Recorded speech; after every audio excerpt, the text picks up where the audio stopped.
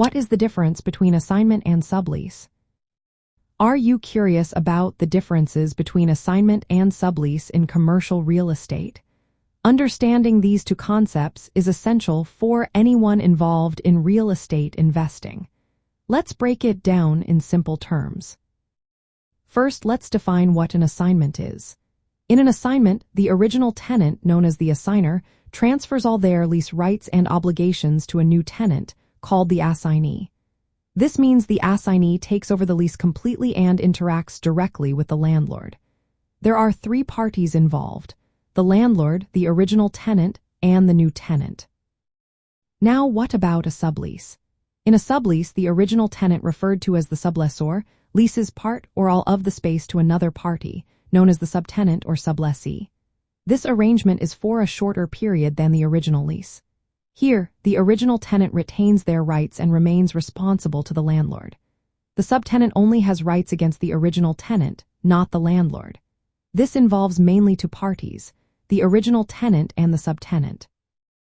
Next, let's talk about control and rights. In an assignment, the original tenant gives up all control of the property to the assignee. The assignee takes on the lease fully for the remaining term. On the other hand, in a sublease, the original tenant keeps control of the property and grants limited use rights to the subtenant. The original tenant is still actively involved and responsible for the lease. Liability is another important factor.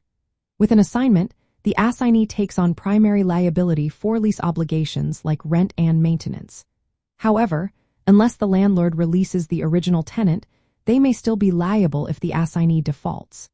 In contrast, with a sublease, the original tenant remains fully liable to the landlord for all obligations. The subtenant is only liable to the original tenant under the sublease agreement. Landlords usually requiring consent for both assignments and subleases, often outlined in the lease agreement. They prefer to control who occupies their property to maintain stability.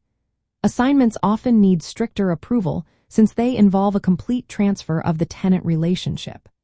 Subleasing can offer tenants flexibility to temporarily reduce occupancy without ending their lease. In practice, assignments are often used when a tenant wants to exit a lease entirely, like selling a business or relocating. This can free the original tenant from ongoing obligations if the landlord agrees. Subleasing is useful for tenants needing temporary relief, such as covering rent during slow business periods or sharing space while retaining control. Understanding the differences between assignment and sublease is vital for managing leasehold interests in commercial real estate. It helps investors balance risk and control while making informed decisions. Whether you are looking to assign your lease or sublease your space, knowing these distinctions can guide you in your real estate investing journey.